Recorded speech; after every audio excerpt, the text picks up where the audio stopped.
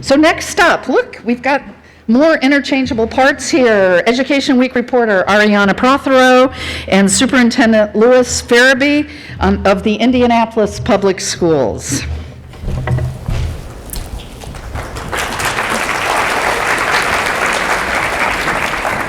So first of all, thank you, Dr. Louis Ferebee, for being here today.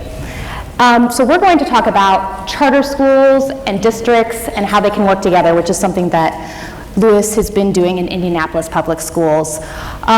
So basically, Louis has been doing this by helping to create something called Innovation Network Schools, which, among other things, allows the district to partner with high-performing charter leaders to manage consistently struggling schools. So in a nutshell, and we'll flesh this out as we go along, Innovation Network Schools have charter-like autonomy, but they are still under the district. They're still accountable to the district. So with that said, Louis, why did you go this route in developing Innovation Network Schools?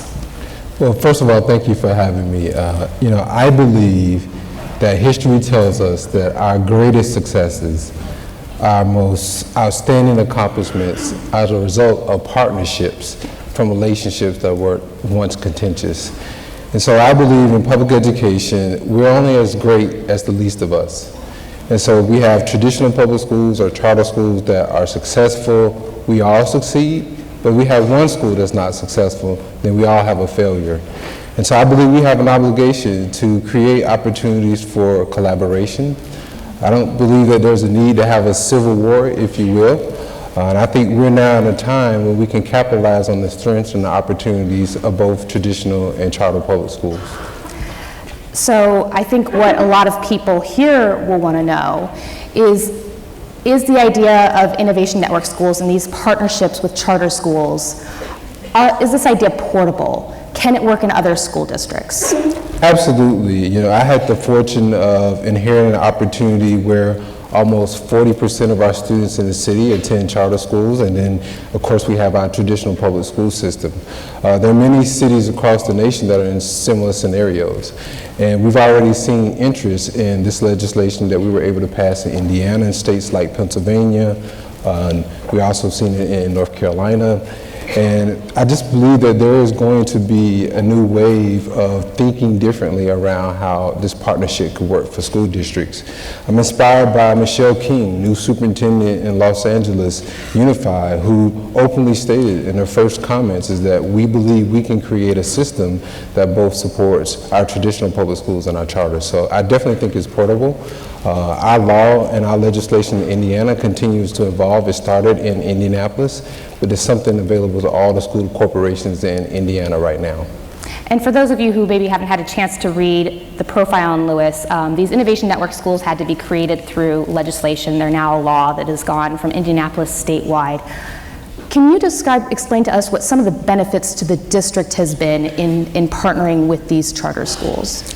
And so one benefit is previously we had a structure where our Department of Education in our state would take over schools and assign them to various operators.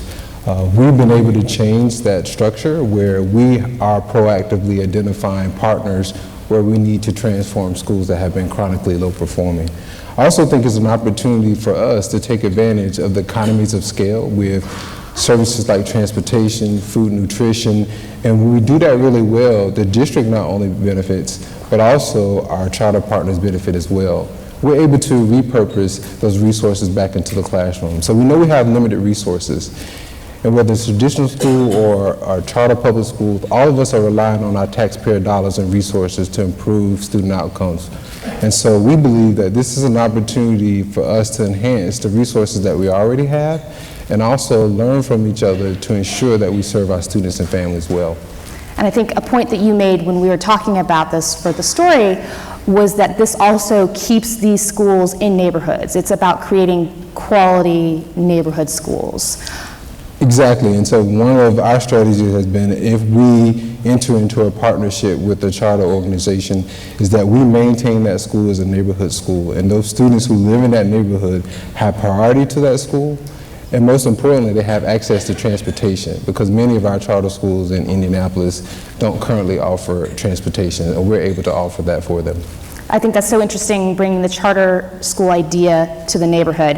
And in our final question, I want you to talk a little bit about what lessons have you learned working and partnering and bringing these two sectors that are often cast as foes, the district and the charter schools. What have you learned from bringing these two sectors together? Well, one thing that really stands out is that I've learned that our parents in our larger community doesn't really care about the civil war going on internally in public education. What parents care about is having a quality school in their neighborhood. Parents want to ensure that when they drop their children off at the front door, they're going to be nurtured and cared for. And our larger community, particularly our business community, want to ensure that we're preparing students for a career in college. And they want to ensure that we have quality seats in all of our schools. And so I believe this is an opportunity to ensure that we offer those quality seats, that we're nurturing and developing our students accordingly. And so I've been excited about it. I believe our community is excited about it.